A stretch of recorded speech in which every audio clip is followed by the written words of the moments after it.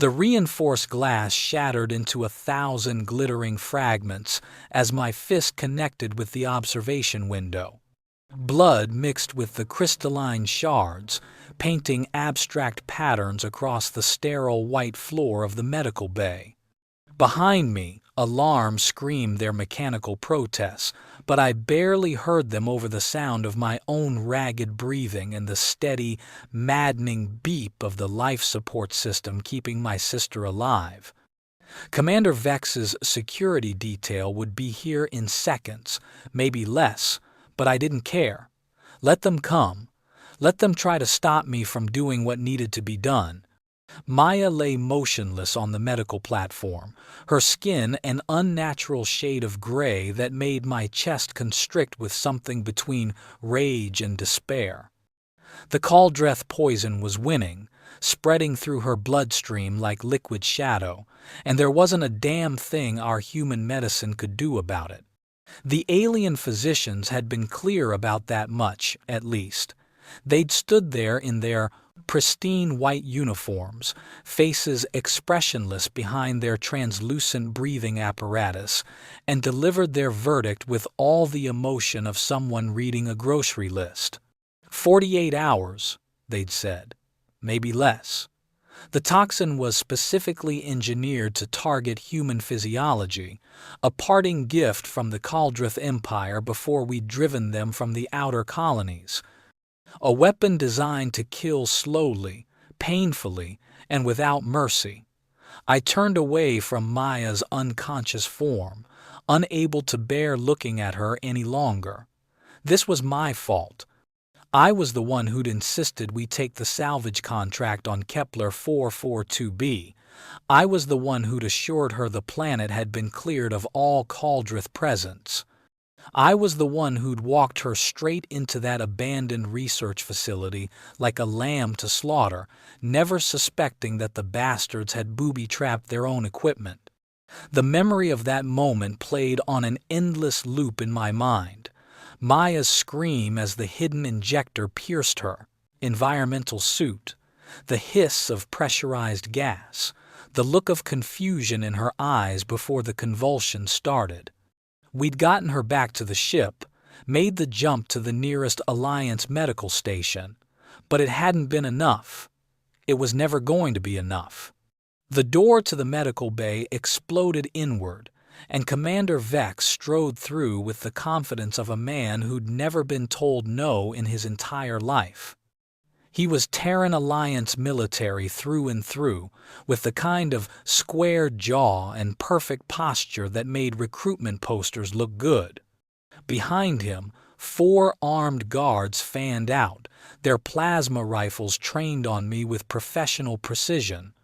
I raised my hand slowly, still dripping blood from my torn knuckles, and met Vex's steely gaze without flinching. Let him shoot. At least that would be faster than watching Maya die by inches. "Captain Chen," Vex said, his voice carrying that special blend of authority and disappointment that military commanders seem to perfect in officer training. "You need to step away from the patient and come with us. Now." "She's not a patient," I spat back, feeling the words tear at my throat like broken glass. "She's my sister. And she's dying because your precious Alliance left Kaldreth weapons lying around like discarded trash." Vex's expression didn't change, but something flickered in his eyes. Sympathy, maybe, or just annoyance at having to deal with another grieving family member making a scene. "We've done everything we can. The medical team has exhausted every option. Sometimes there are situations beyond our control." "Beyond your control?" I laughed, and it came out harsh and bitter. "You control half the galaxy. You've got treaties with a dozen alien species. You're telling me not one of them knows how to cure a Kaldreth poison." The silence that followed was answer enough. Vex's jaw tightened almost imperceptibly, and I knew I'd hit something close to the truth. There was a cure, or at least a treatment, but It was locked behind diplomatic red tape and political considerations that meant nothing to me. Maya had 48 hours left to live, and somewhere in this vast station, someone had the knowledge to save her. There's nothing more to discuss here, Vex said finally, gesturing to his guards. Take him to holding. We'll sort this out once he's had time to calm down and think rationally. Two of the guards moved forward, their movements precise and coordinated. I didn't resist as they grabbed my arms, didn't fight as they started to pull me toward the door. What was the point? Fighting wouldn't save Maya. Violence wouldn't give me the answers I needed. But as they dragged me past the observation window, I caught sight of my sister's face one more time, pale and still against the white sheets, and something inside me broke all over again. I'll find a way, I said, not sure if I was speaking to Maya, to Vex, or to myself. I swear to God, I'll find a way to save you. The words hung in the air as the guards pulled me through the doorway, and I knew with absolute certainty that I would keep that promise, no matter what it cost me. What I didn't know, what I couldn't have possibly known in that moment, was that Maya had already made her own promise, struck her own bargain in the hours before the poison had stolen her consciousness. And the price she'd agreed to pay was something that would haunt me for the rest of my life. The holding cell was a perfect cube of gray polymer walls and artificial lighting that never quite managed to replicate natural sunlight. I'd been pacing for 3 hours, wearing a groove into the floor with my restless movement, when the door finally slid open with a hydraulic hiss. I expected Vex, maybe one of the station's legal officers ready to lecture me about property damage and assault on Alliance personnel. What I didn't expect was the woman who stepped through, moving with the kind of fluid grace that spoke of either military training or years spent in low-gravity environments. She was tall, with dark skin that seemed to absorb the harsh fluorescent light, and eyes that assessed me with the practiced efficiency of someone used to reading people in seconds. Her uniform wasn't Alliance standard. Instead, she wore civilian clothes that were just expensive enough to suggest money without being ostentatious about it. A diplomatic liaison, maybe, or someone from one of the private military contractors that operated in the gray spaces between Alliance law and frontier justice. Captain James Chen, she said, and it wasn't a question. My name is Dr. Amara Okonkwo.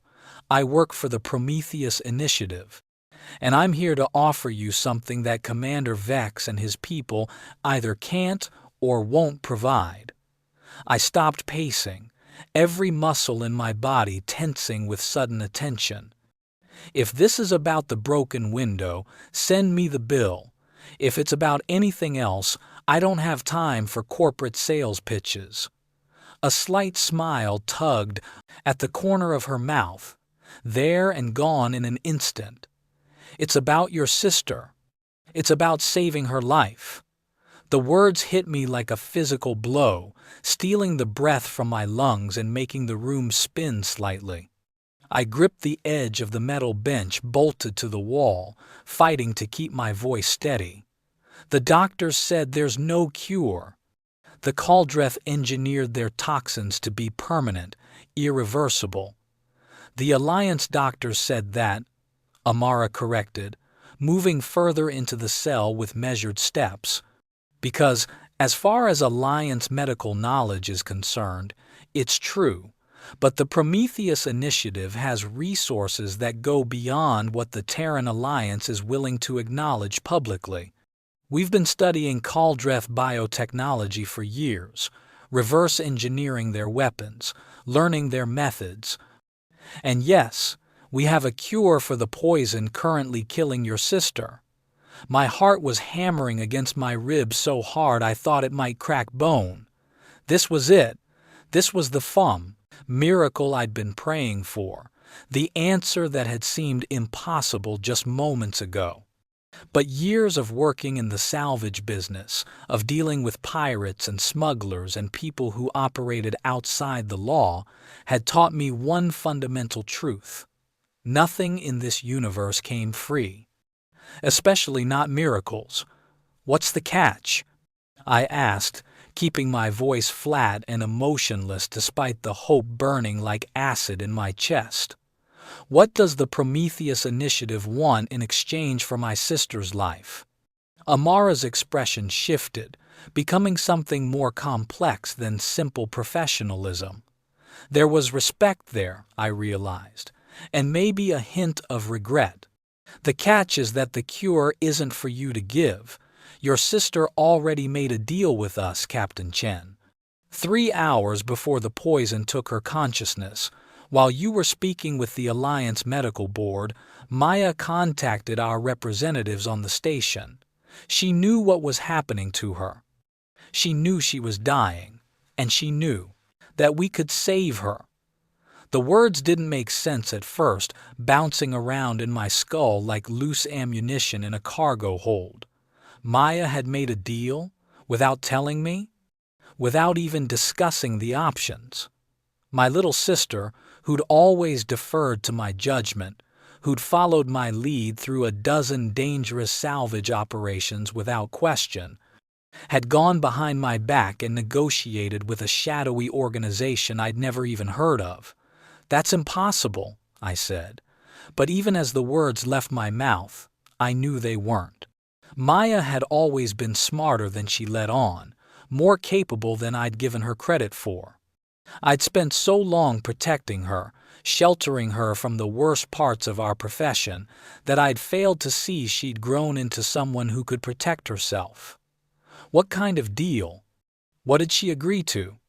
Amara pulled a small data pad from her jacket pocket, the screen flickering to life with a touch of her finger.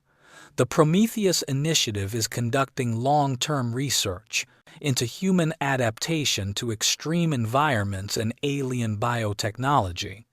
We're looking for volunteers willing to undergo experimental procedures to push the boundaries of what human physiology can achieve. Your sister agreed to participate in our program for a period of 5 years in exchange for the cure and full medical support. 5 years. The number seemed to echo in the small cell, growing larger and more terrible with each repetition. 5 years of experimental procedures, of being a lab rat for some corporate research division with goals I couldn't begin to understand.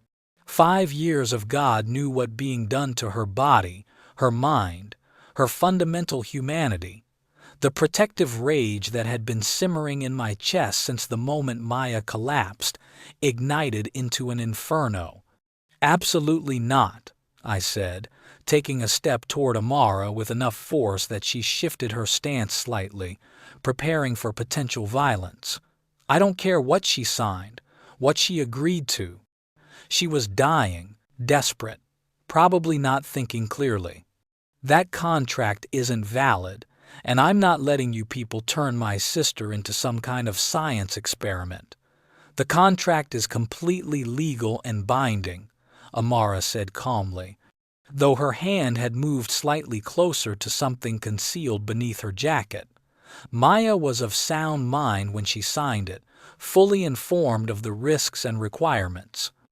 We have multiple witnesses, recorded testimony, and verification from 3 independent medical professionals that she understood exactly what she was agreeing to.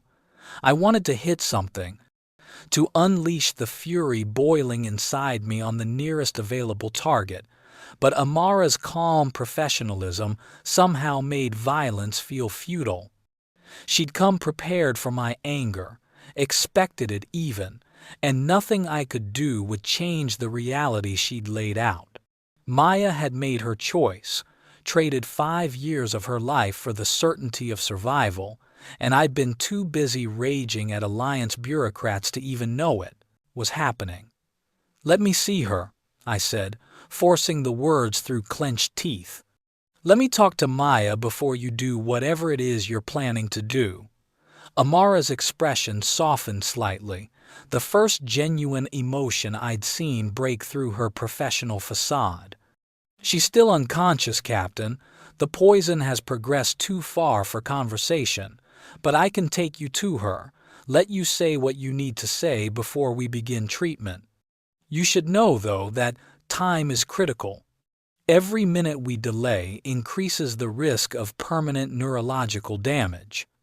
The implication was clear. I could waste time arguing about contracts and ethics, or I could let them save my sister's life. It wasn't really a choice at all, and Amara knew it. I nodded once, sharp and bitter, and followed her out of the holding cell. The station corridors blurred past as we walked, my mind racing faster than my feet. 5 years. What would they do to her in 5 years? What kind of experiments required that much time, that much commitment? And why would an organization with the resources to cure Kaldreth poisoning need volunteers desperate enough to trade away half a decade of their lives? We passed through 3 security checkpoints, each one requiring Amara's biometric identification and coded clearance that suggested the Prometheus Initiative had access to parts of the station the general public never saw. The deeper we went, the more the architecture changed, becoming sleeker and more advanced, until we finally entered a medical facility that made the Alliance Bay look like a frontier clinic. The equipment here was cutting edge, some of it incorporating technology I recognized as Virani in origin, others bearing the distinctive organic curves of Kaldreth bioengineering. Maya was in a private room at the end of a long corridor, surrounded by machines that hummed with quiet efficiency. She looked smaller than I remembered, more fragile, the gray tint of her skin even more pronounced under the specialized lighting. I moved to her side automatically, taking her cold hand in mine and feeling the weakness of her pulse beneath my fingers. This was real. This was happening.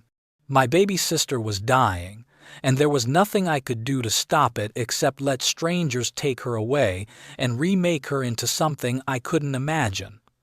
"I'm sorry," I whispered, not sure if I was apologizing for getting her poisoned in the first place or for not being there when she needed to make the hardest decision of her life. "I should have protected you better. Should have been paying attention instead of chasing down salvage contracts and dreaming about retirement bonuses. This is on me, Maya, all of it." Behind me, Amara cleared her throat softly. "She left you a message, recorded it while she still could. Would you like to see it?" I turned, wiping at my eyes with the back of my hand, angry at myself for the tears that threatened to fall. "Yes, show me." Amara activated a holographic display, and suddenly Maya was there, projected in the air between us. This version of my sister looked tired but determined, her eyes clear despite the pain I could see tightening the corners of her mouth.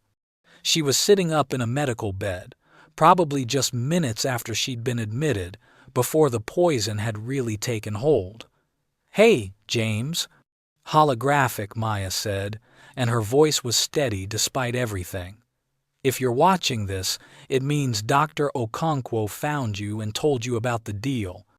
I know you're probably furious right now. I know you think I should have talked to you first, let you try to find another way. But here's the thing, big brother, there is no other way. I've got maybe 30 hours left, and the only people in this entire sector with a cure are the ones I just signed my life over to." She paused, taking a shaky breath, and I saw her hand tremble slightly before she steadied it. "You've spent your whole life protecting me, ever since Mom and Dad died in that transport accident. You've put my needs before your own. You dropped out of officer training to take care of me. You took dangerous salvage jobs to pay for my education. You've always been there, always been my shield against everything the universe could throw at us. So let me do this one thing for myself. Let me be brave for once. Let me take the risk instead of always being the one who needs saving. The hologram flickered slightly, a technical glitch that made Maya's image waver like heat shimmer. The Prometheus Initiative explained everything. They're not monsters, James. They're trying to help humanity adapt to life among the stars, to give us the tools we need to survive in places that would kill us without protection. Yes, it's going to be hard. Yes, there are risks. But I'm doing this with my eyes open, and I need you to trust that I know what I'm doing. I wanted to argue with her, to explain all the reasons why this was a terrible idea, but she wasn't really there. This was just a recording, just light and sound captured before the poison had stolen her voice. All I could do was listen and try to understand the sister I'd apparently underestimated for years. 5 years isn't forever, Maya continued, and now I could hear the fear creeping into her voice despite her attempts to sound confident. It's going to pass faster than you think. And when it's over, I'll come back to you. We'll get that ship we always talked about, the one with enough cargo space to make real money on the frontier routes. We'll finally have the life we planned, the one where we're not constantly scrambling for the next contract. The hologram shifted slightly as Maya leaned forward, her eyes seeming to look directly into mine despite the impossibility of it. But I need you to promise me something, James. I need you to let me go. Don't try to break the contract. Don't try to rescue me. Don't throw your life away trying to undo what I've chosen to do. The Prometheus Initiative has assured me that you'll be kept informed of my progress, that you can send messages even if I can't always respond immediately. It's not goodbye forever. It's just goodbye for a little while. Her voice cracked on those last words, the facade of courage finally breaking to reveal the terrified young woman beneath. I love you, big brother. I always have, even when you were being overprotective and annoying. Thank you for everything you've done for me. Now let me do this for us both. The hologram flickered out, leaving me staring at empty air and feeling like someone had carved out my chest with a dull blade. The silence in the room was absolute, except for the steady beep of Maya's life support and my own ragged breathing. I stood there for what felt like hours but was probably only seconds, trying to process everything I'd just heard, everything I'd just learned about the sister I thought I knew so well. When do you start treatment? I asked finally, my voice hoarse and broken. Immediately, Amara replied, moving to stand beside me at Maya's bedside. We have a medical team standing by. The cure itself is relatively quick, a series of injections that will neutralize the toxin and begin repairing the cellular damage. But there are side effects, changes that will start happening almost immediately. The antidote is derived from modified Kaldreth biotechnology, re-engineered to work with human physiology rather than against it. It will save her life, but it will also alter her at a fundamental level. I turned to look at Amara fully for the first time, really seeing her instead of just seeing an obstacle to overcome. There was something in her eyes that spoke of experience, of having made difficult choices and lived with the consequences. You've been through this program yourself, haven't you? The Prometheus Initiative. You're not just a recruiter, you're one of them. A slight smile touched her lips, acknowledgement without confirmation. The program has been very successful. We've helped hundreds of people adapt to environments that would have killed them otherwise. Your sister will be in good hands, Captain Chen. I give you my word on that. Words were cheap. I'd learned that lesson a dozen times over in the salvage business. But there was something in the way Amara spoke that made me want to believe her. Maybe it was desperation, maybe it was exhaustion, or maybe it was just the simple fact that I was out of options and out of time. Maya was dying, and these people could save her. Everything else was just noise. "Do it," I said, stepping back from the bed to give them room to work. "Save my sister, but I'm staying right here. I'm watching everything you do, and if anything goes wrong, if you hurt her in any way that isn't absolutely necessary, you'll answer to me." "Are we clear?" "Perfectly clear," Amara said, already moving toward the door to summon her team. "Though I should warn you that what you're about to see might be disturbing. The transformation process is not pleasant to witness, even when everything goes according to plan." I almost laughed at that, bitter and harsh. I've watched people die in vacuum exposure. I've pulled bodies out of ships that got too close to radiation storms. I've seen things that would give your worst nightmares nightmares. Whatever you're going to do to Maya, I can handle watching it. The medical team arrived within minutes. A group of 6 specialists who moved with the synchronized efficiency of people who'd performed this procedure many times before. They wore protective gear that seemed excessive for a simple injection protocol, and I felt the first real stirrings of fear as I watched them prepare their equipment. What exactly were they about to do to my sister? What kind of cure required this level of precaution? Amara returned to my side as the team began their work, her presence somehow both comforting and unsettling. "The antidote contains modified Kaldreth cellular structures," she explained quietly, her voice pitched for my ears alone. "They'll bond with Maya's existing cells, rewriting her genetic code to make her immune to the toxin. But they'll also enhance certain capabilities, improve strength, faster healing, increased resistance to environmental extremes. The changes are permanent. You're turning her into something other than human," I said, and it wasn't quite an accusation, but it wasn't quite acceptance either. "We're helping her become more than human," Amara corrected gently. "Evolution through choice rather than chance." The Kaldreth understood something we're only beginning to grasp, that biology is just another form of technology, one that can be upgraded and improved like any other system. Your sister will still be Maya. She'll just be a version of Maya capable of surviving things that would kill ordinary humans. I watched as the lead physician prepared the first injection, a syringe filled with something that seemed to shimmer and shift like liquid mercury. They inserted it directly into Maya's neck, depressing the plunger with careful precision, and for a moment nothing happened. Then Maya's body convulsed, her back arching off the bed with enough force that the restraint snapped tight, and I lunged forward instinctively before Amara's hand on my arm stopped me. "Let them work," she said firmly. "This is normal. Painful, but normal. Normal."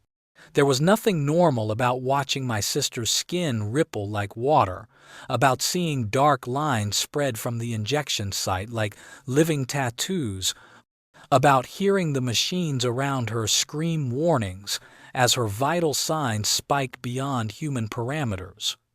The transformation lasted 47 minutes by the clock on the wall, though it felt like days compressed into a handful of heartbeats.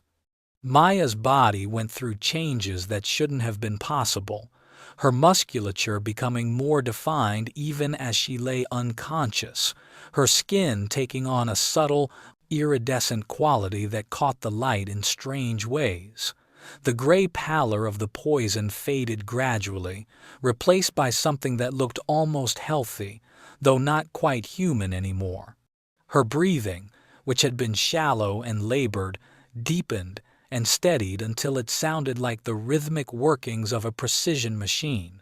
I stood frozen throughout the entire process, my fingernails digging crescents into my palms, watching my baby sister become something I didn't recognize. The medical team worked with practiced efficiency, administering additional injections at carefully timed intervals, monitoring readouts on displays that meant nothing to me but seemed to satisfy their clinical requirements. Amara remained beside me, a silent presence that somehow kept me grounded when every instinct screamed at me to tear through those doctors and carry Maya away from this place. When it was finally over, when the last injection had been administered and the readings had stabilized, the lead physician turned to face us. She was older than I'd initially thought, with silver hair pulled back in a tight bun and eyes that had seen too many impossible things to be surprised by anything anymore. "The treatment was successful," she announced, stripping off her protective gloves with sharp, efficient movements. "The Kaldreth toxin has been completely neutralized. Subject's vital signs are stable and within expected parameters for post-procedure recovery. She should regain consciousness within the next 6 to 8 hours. Subject. Not patient, not person, but subject." The word hit me like a slap, a reminder that Maya wasn't just my sister anymore. She was property, a research asset that the Prometheus Initiative had purchased with a life-saving cure and a contract signed in desperation. I swallowed the bitter taste in my mouth and forced myself to nod, to acknowledge the physician's report without letting my anger show. Getting thrown off the station wouldn't help Maya. Nothing I could do now would help Maya. "Can I stay with her?" I asked, directing the question to Amara rather than the medical team. "Until she wakes up." Amara considered for a moment, weighing factors I couldn't begin to guess at. "You can stay for 1 hour. After that, we'll need to move Maya to our facility for the next phase of her treatment." "The initial cure was just the beginning, Captain Chen. The real work starts once she's conscious and able to participate in the adaptation protocols. 1 hour. 60 minutes to say everything I needed to say, to memorize the face of my sister before they took her away for 5 years. It wasn't enough time, could never be enough time, but it was all I was going to get." I nodded again, not trusting my voice, and moved to Maya's bedside as the medical team filed out. Amara lingered near the door, giving me the illusion of privacy while making it clear she wasn't leaving us completely alone. I took Maya's hand again, and this time her skin felt different, warmer, smoother, with an underlying strength I could feel even through her unconscious grip. The changes weren't just cosmetic. Whatever they'd done to her had altered her on a fundamental level, rewriting the basic code of what she was. Would she still be the same person when she woke up? Would she still laugh at my terrible jokes, still get that specific look of exasperation when I was being overprotective, still love cherry-flavored synthetic protein bars even though they tasted like sweetened cardboard?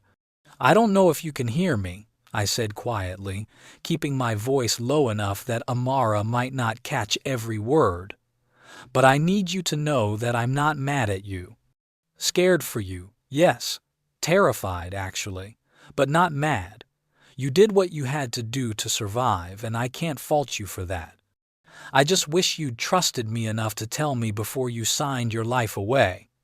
The machines hummed their steady rhythm, indifferent to my words, indifferent to everything except the data they collected. Maya's chest rose and fell with mechanical precision, and I found myself counting her breaths, needing the concrete task to keep from falling apart completely. 5 years is a long time," I continued, my thumb tracing small circles on the back of her hand. "A lot can happen in 5 years, but I'm going to be here when you get back. I'm going to keep working, keep saving money, keep that dream of ours alive. The ship, the freedom, The life where we're not constantly one bad contract away from disaster. It'll be waiting for you. I'll be waiting for you. My voice cracked on those last words, and I had to stop, had to take a moment to breathe and remember that breaking down wouldn't help anyone.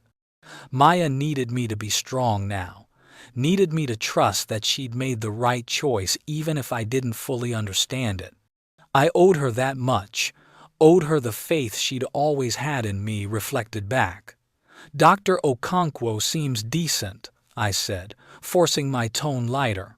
For someone who works for a shadowy research organization that experiments on desperate people, she's got kind eyes at least. That counts for something, right? And the medical team knew what they were doing. You're in good hands, Maya. Better hands than mine, probably, which is something I never thought I'd admit. I laughed, short and bitter, and wiped at my eyes with my free hand. You're going to come out of this stronger than me. Hell, you already are stronger than me in the ways that matter. You had the courage to make this choice, to take control of your own fate. I've just been stumbling through life, reacting to whatever the universe throws at us. Maybe these 5 years apart will teach me something. Maybe I'll figure out how to let you be the person you're becoming instead of always seeing you as the kid I had to protect. Time moved differently in that sterile room, simultaneously crawling and racing toward the moment when they'd take Maya away. I talked until my voice was hoarse, sharing memories and promises, apologies and hopes. When the hour ended, Amara approached with the gentle firmness of someone accustomed to separating family members from their loved ones. It's time, Captain Chen. We need to transport Maya to the primary facility. The next phase of treatment requires specialized equipment we don't have here on the station. I stood slowly, every muscle in my body protesting the movement, feeling like I'd aged a decade in the span of 60 minutes. Where is this facility? How far are you taking her? That information is classified, Amara said, though her tone carried genuine regret. Security protocols exist for the protection of both our research subjects and our personnel. What I can tell you is that Maya will be well cared for, that she'll have access to everything she needs, and that you'll receive regular updates on her progress. The Prometheus Initiative takes our responsibilities seriously, Captain. We don't simply collect volunteers and forget about them. The words should have been reassuring, but they felt hollow in the face of the reality I was confronting. My sister was about to disappear into some unknown location, to spend 5 years undergoing procedures I couldn't imagine, and all I had was the promise of a stranger that everything would be fine. It was the salvage business all over again, taking enormous risks based on minimal information, hoping that the potential rewards would justify the dangers. I want to send messages, I said, making it a demand rather than a request. Daily messages. I don't care if she can't respond immediately. I don't care if she's in the middle of some procedure. I want her to know I'm thinking about her, that I haven't forgotten her. Amara's expression softened, and for the first time I saw genuine warmth behind her professional facade. I'll make sure the communication protocols are set up before we leave. You'll have a secure channel for messages, and Maya will be able to respond whenever her schedule permits. It's not perfect, Captain, but it's better than silence. The medical team returned, this time with a specialized transport pod that looked more like a hibernation chamber than a gurney. They transferred Maya with careful precision, securing her inside the cushioned interior before sealing the transparent lid. She looked peaceful, almost serene, completely unaware that her entire life was about to change in ways neither of us could have predicted. I pressed my hand against the pod's surface one last time, leaving a brief fog of condensation that faded almost immediately. Take care of her, I said, to no one in particular, to everyone simultaneously. Please. We will, Amara promised. And then they were moving, wheeling Maya out of the room and down the corridor. And I was following because I couldn't bear to let her out of my sight even 1 second before I absolutely had to. We passed through the medical facility, back through the security checkpoints, until we reached a docking bay I hadn't seen before. A sleek transport ship waited there, its hull marked with the Prometheus Initiative's logo, a stylized torch wrapped in double helix DNA strands. The loading process was efficient and impersonal. Maya's pod secured in a specialized compartment with a dozen others, each one presumably holding another volunteer, another desperate soul who'd traded their future for survival or enhancement or whatever promises the initiative had made. I stood at the observation window, watching the crew perform their final checks, and felt something inside me break clean in half. "You should go back to your ship," Amara said, appearing at my elbow like a ghost.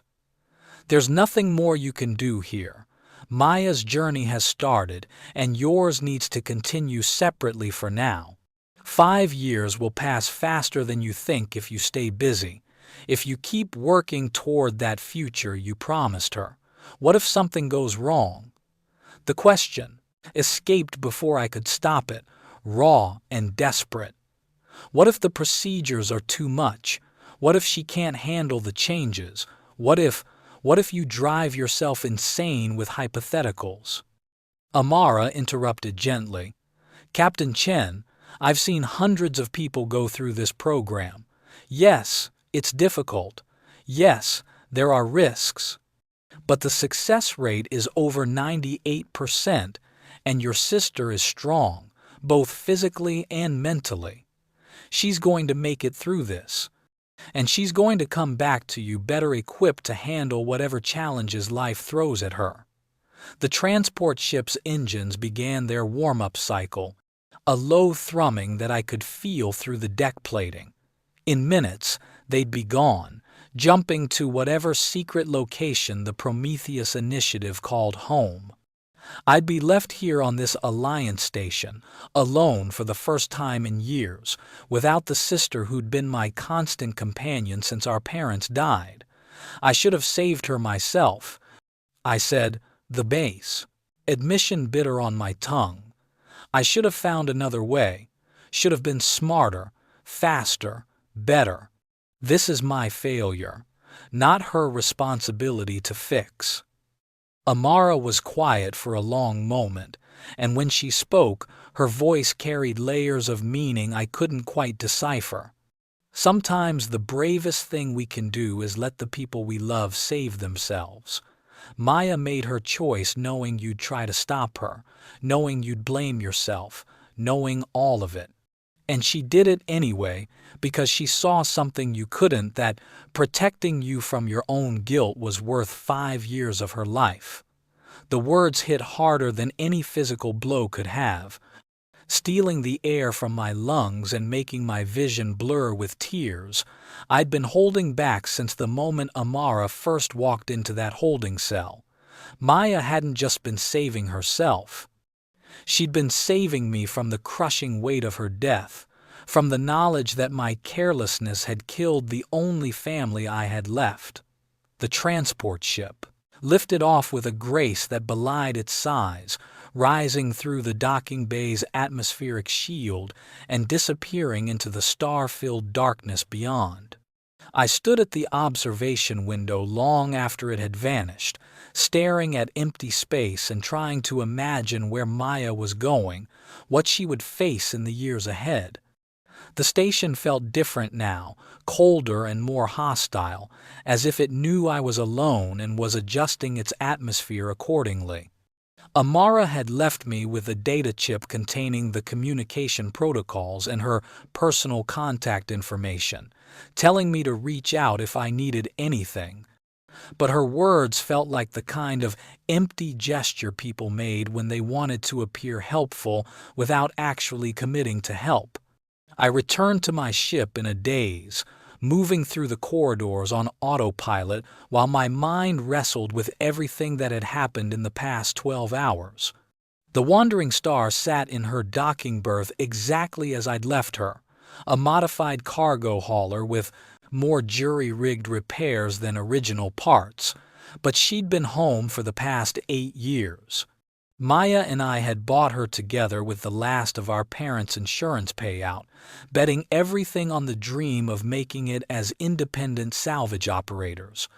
We'd scraped and struggled, taken jobs that more sensible people would have refused, but we'd survived. We'd built something together, and now that something was fractured, maybe permanently. The ship's AI greeted me with its usual cheerful efficiency, completely oblivious to the fact that half of its crew wasn't coming back anytime soon. "Welcome back, Captain Chen. Shall I prepare for departure? We have 3 pending salvage contracts in the local sector, all offering competitive rates for experienced crews." "No," I said, slumping into the pilot's chair and staring at the control console without really seeing it. "Cancel all pending contracts. Tell them we're taking an extended leave of absence." "Acknowledged.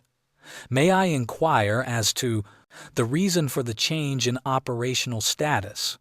How did you explain to an artificial intelligence that your world had just fallen apart? That the person who made all the risk and danger worthwhile was gone, traded away to save her own life?" I settled for the simple truth. Crew complement has been reduced to 1. I need time to figure out what comes next. The AI processed this for a moment, its algorithms probably analyzing 1,000 possible responses before selecting the most appropriate one. "I'm sorry for your loss, Captain. Maya Chen was an exemplary crew member and will be greatly missed." Loss. The word echoed in my mind. Wrong, but not entirely inaccurate. I hadn't lost Maya to death, but I'd lost her to something almost as final: 5 years of separation, of transformation, of experiences I wouldn't share or understand. When she came back, if she came back, would she even be the same person? Or would the Prometheus Initiative's procedures change her so fundamentally that the sister I knew would be gone, replaced by some enhanced version wearing her face? I pulled out the data chip Amara had given me and slotted it into the communication console. The interface that appeared was encrypted and heavily secured, requiring biometric verification before granting access to the messaging system. Once authenticated, I found myself staring at a blank text field and a simple prompt: "Compose message for Maya Chen." What do you say to someone who can't respond? How do you compress everything you're feeling into words that won't seem inadequate or manipulative? I sat there for 20 minutes, fingers hovering over the keyboard, before finally starting to type. "Hey Maya, it's been 4 hours since they took you away. I know you can't read this yet, probably won't be able to for days or maybe weeks, but I needed to write something. Needed to feel like I was still connected to you somehow. The ship feels wrong without you here. Too quiet, too empty. I keep expecting to hear you complaining about my terrible taste in music, or arguing that we should take the safer contracts instead of always chasing the biggest payouts." I paused, reading over what I'd written, then deleted it all and started again. "I'm proud of you. I should have said that before they took you away, but I was too busy being scared and angry to say the things that mattered. You made an impossible choice with courage I don't think I could have managed. You saved yourself when I couldn't, and that takes strength. I'm only beginning to understand. 5 years is going to be hard, for both of us, but we're going to make it through. You're going to become whatever you're meant to become, And I'm going to be here waiting when you're ready to come home. Better, more honest. I saved the message and transmitted it through the secure channel, watching the progress bar fill as the encrypted data packet launched into the void. Somewhere out there, Maya would eventually read those words. Somewhere out there, she was beginning a journey I couldn't follow or help with. All I could do was keep my promise, keep working, keep building toward the future we'd planned together. The next few days blurred into a fog of routine maintenance and forced productivity. I threw myself into upgrading the Wandering Star's systems, replacing worn components and optimizing efficiency ratings that had been acceptable with a two-person crew but would need improvement for solo operations.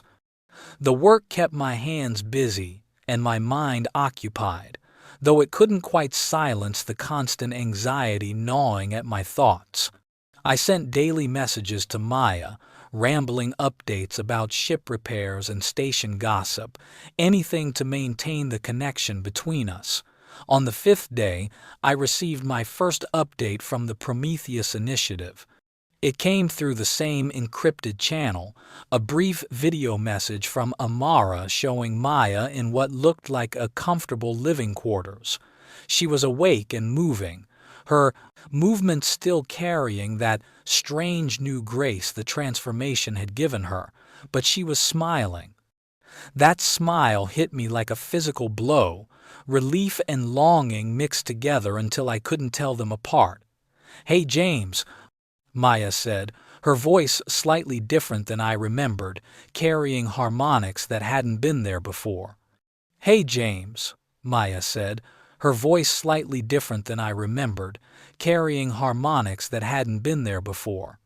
"I know you've been worried, and I'm sorry I couldn't respond sooner.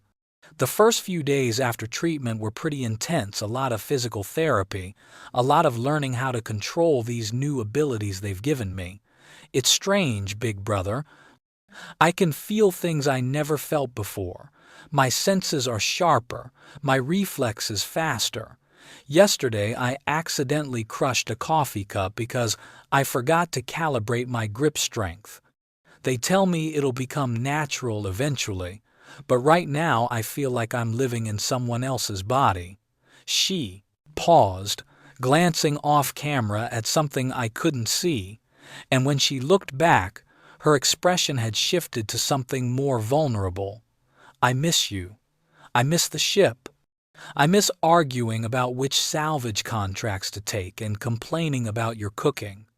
But I don't regret this choice, James. I need you to understand that. Yes, it's difficult. Yes, there are moments when I'm scared of what I'm becoming.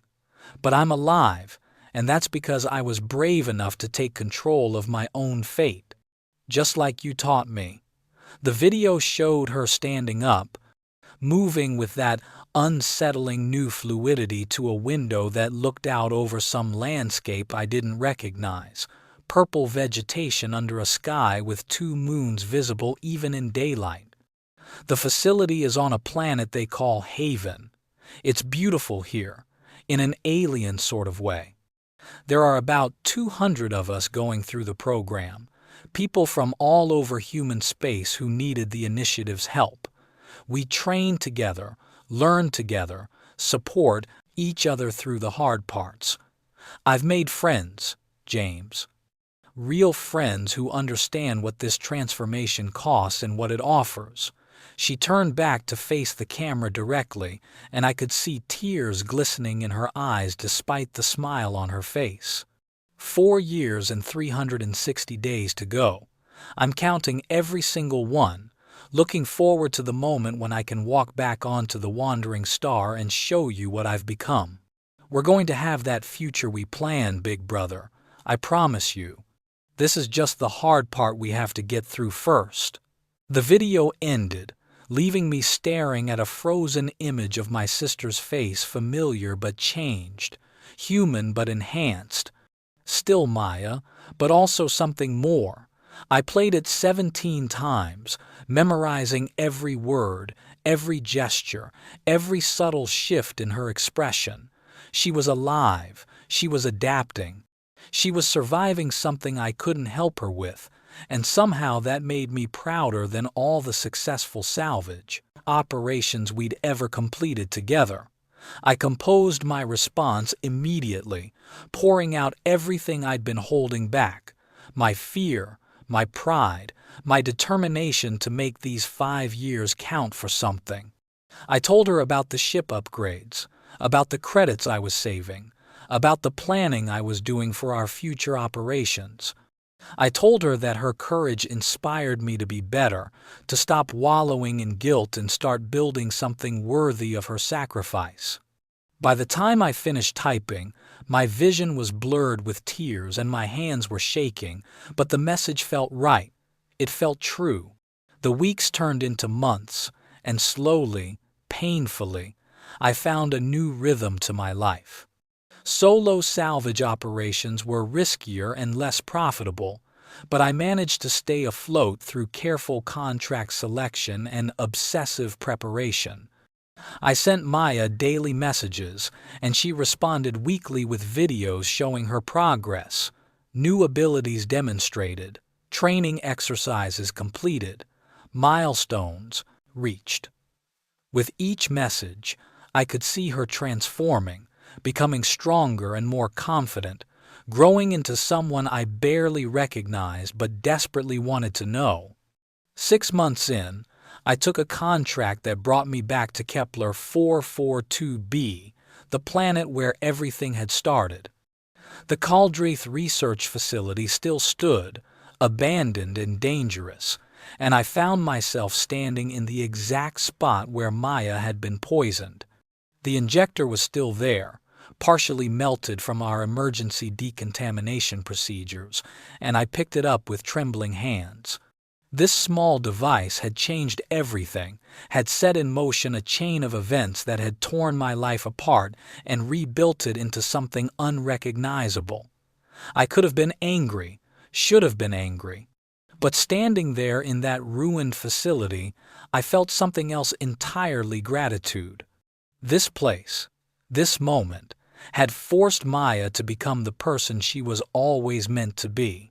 Someone capable of making impossible choices and living with the consequences.